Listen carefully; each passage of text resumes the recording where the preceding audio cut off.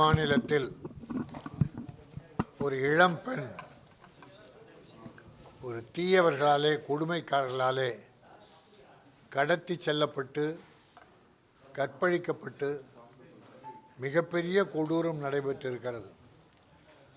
இந்த நாட்டிலே இப்படி ஒரு கலாச்சாரம் வேதனையான பெற்றோர்களெல்லாம் நடுங்கி அஞ்சுகிற அந்த பாதகமான செயல் நடைபெற்று கொண்டிருக்கிறது.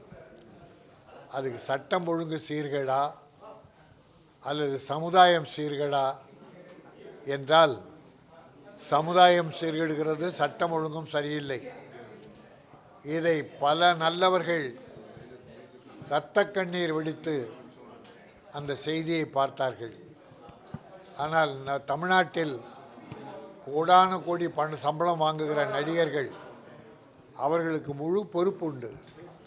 ஏனென்றால் ஒரு பெரிய குற்றம் என்னென்றால் இப்படிப்பட்ட கொடூரமான நிகழ்ச்சியெல்லாம் சினிமாவை பார்த்துதான் இளைஞர்கள் செய்கிறார்கள் என்ற ஒரு குற்றச்சாட்டு இருந்தது. நான் முன்னால் அதை மறுத்தேன். சினிமாவுக்கு அதுவும் சம்பந்தம் கிடையாது, சமுதாயத்தில் நடப்பது தான் நாங்கள் சினிமாவை எடுக்கிறோம் என்று நான் வேகமாக மறுத்தேன். ஆனால் இப்பொழுது சினிமா காரணம் என்பதை ஏற்றுக்கொள்கிறேன்.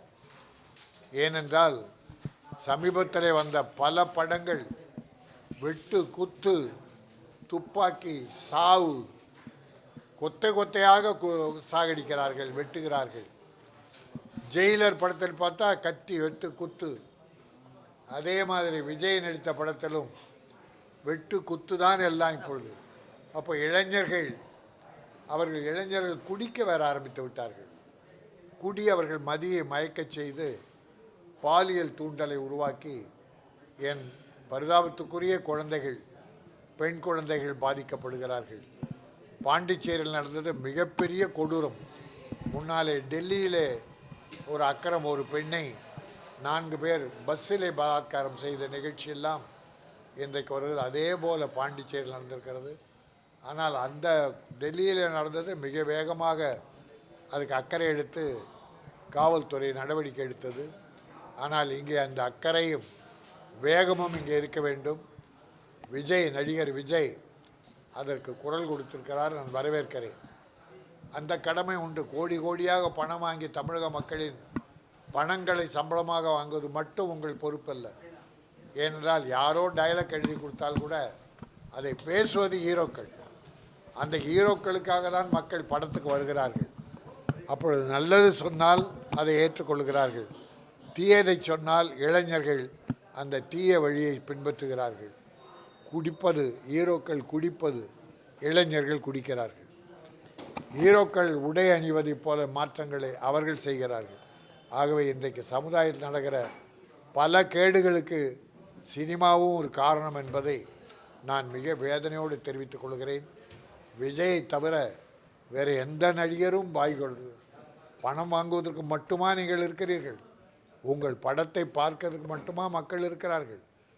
1000, 2000 என்று டிக்கெட் கொடுத்து வாங்குகிறார்களே, அதுவே ஒரு பெரிய லஞ்சம். லஞ்சத்தை ஒழிக்கப் போகிறேன் என்று சிலர் சொல்லுகிறார்கள். கள்ள மார்க்கெட்டில் 1000 ரூபாய் கொடுத்து வாங்குவது லஞ்சம் இல்லையா? தவறு இல்லையா? எல்லாவற்றையும் திருத்த வேண்டும்.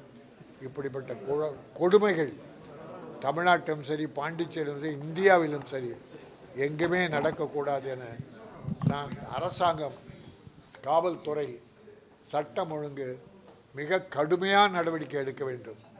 கோர்ட்டுக்கு போச்சுன்னா 1.5 வருஷம், 7 வருஷம், 8 வருஷம். உடனே 2 மாதத்திலே அப்படிப்பட்டவர்களை தூக்கில் போட்டால் நல்லது. அப்போ தான் அடுத்தவன் பயப்படுவான். அல்லது முஸ்லீம் கண்ட்ரியில் இருக்க மாதிரி கையை காலை வெட்டிடணும், அந்த உறுப்பை வெட்டிடணும். வேதனையோடு சொல்கிறேன். ஏன்னா பெண்கள் மிகவும் பாதிக்கப்பட்டிருக்கிறார்கள்.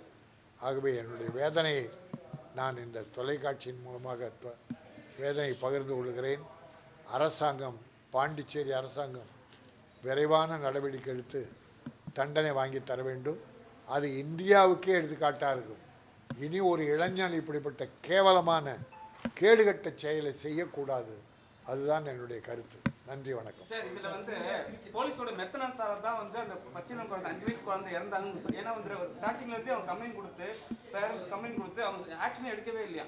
ஆனால் போலீஸோட மெத்தனத்தால தான் வந்து குழந்தை இறந்ததாகவும் அந்த அக்யூஸ்டை வந்து எங்கள் பப்ளிக் கேட்குறாங்க, எங்கள் கையில் கொடுங்க நாங்கள் பார்த்துக்குறோம், போலீஸ் ஒன்றுமே பண்ணாது, அது மாதிரி பப்ளிக் கேட்குறாங்க. அது நீங்கள் எப்படி பார்க்குறீங்க?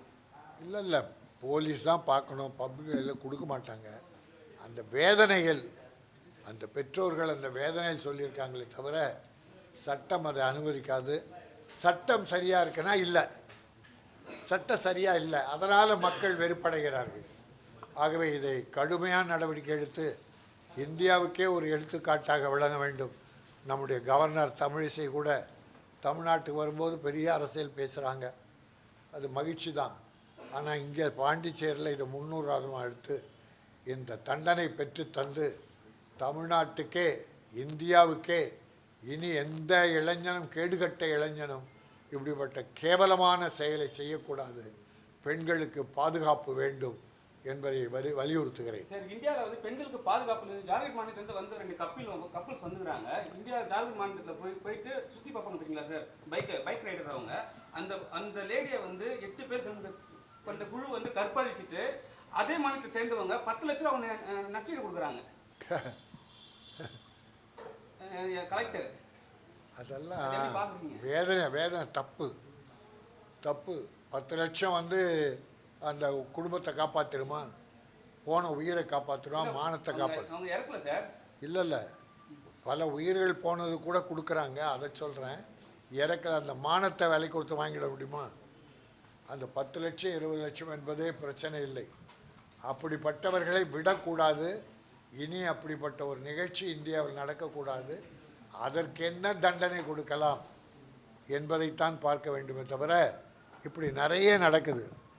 முன்னால் குஜராத் கலவரத்தில் கூட ஒரு பெண்மணி பல பேரால் கற்பழிக்கப்பட்டு அந்த 11 பேருக்கும் ஜெயில் தண்டனை கொடுத்து அதை ஜாமீனில் விடுக்கப்பட்டு அதை வரவேற்றார்கள்.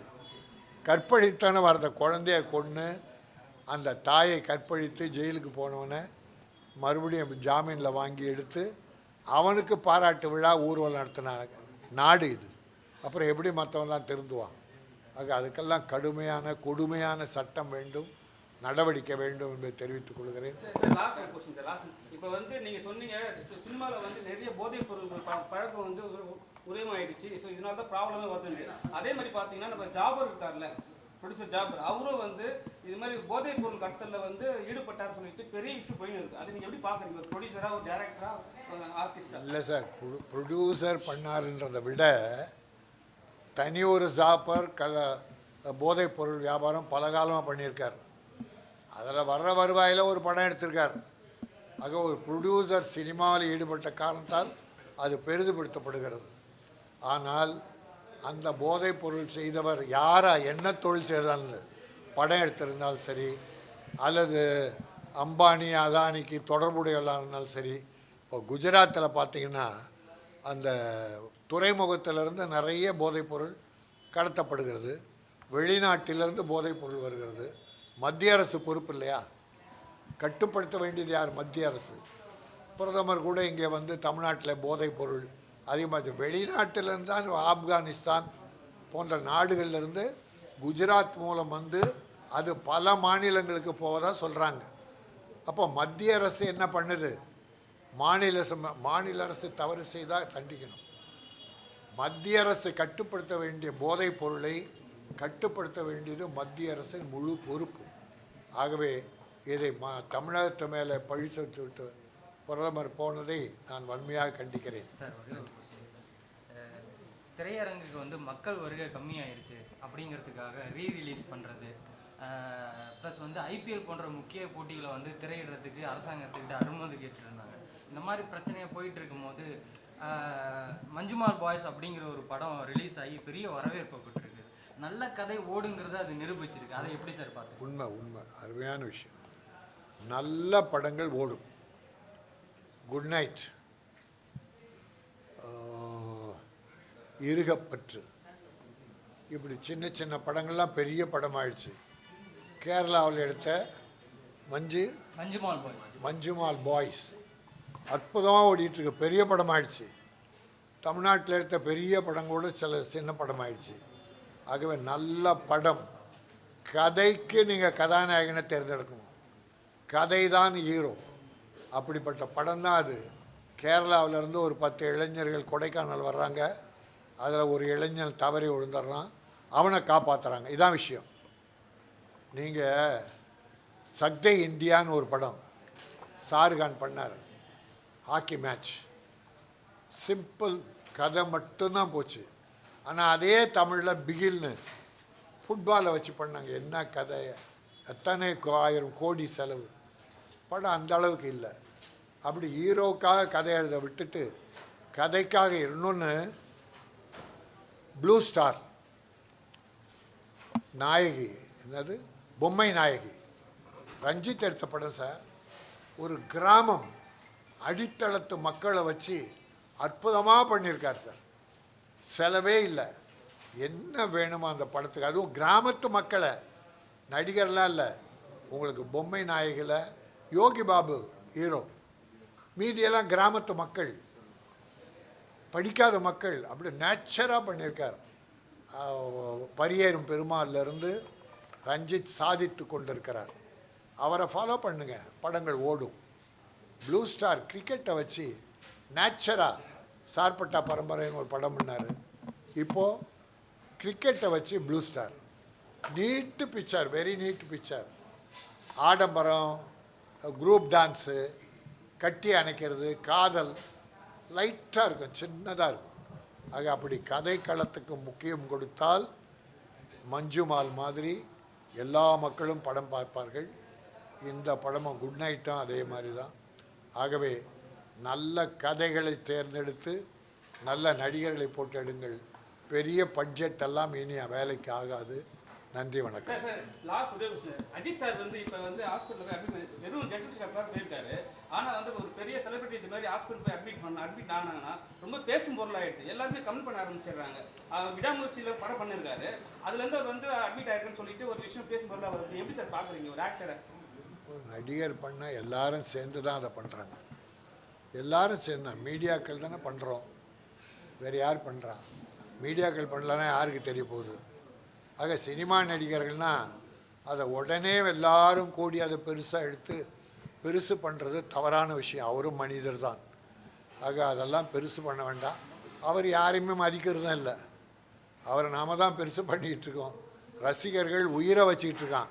ஆனால் அவர் ரசிகர்களையும் பார்க்குறதில்ல, மக்களையும் சந்திக்கிறதில்ல. ரசிகர் மன்றத்தை கலைச்சிட்டார், அது அவர் இஷ்டம். மக்களை சந்திக்கிறதில்ல. வீடு விட்டா ஸ்டுடியோ, நடிப்பு, இவ்வளோ தான். அவரை நம்ம கொண்டாடிக்கிட்டு இருக்கோம். அது இந்த மக்கள் செய்கிற தவறு. நன்றி, வணக்கம்.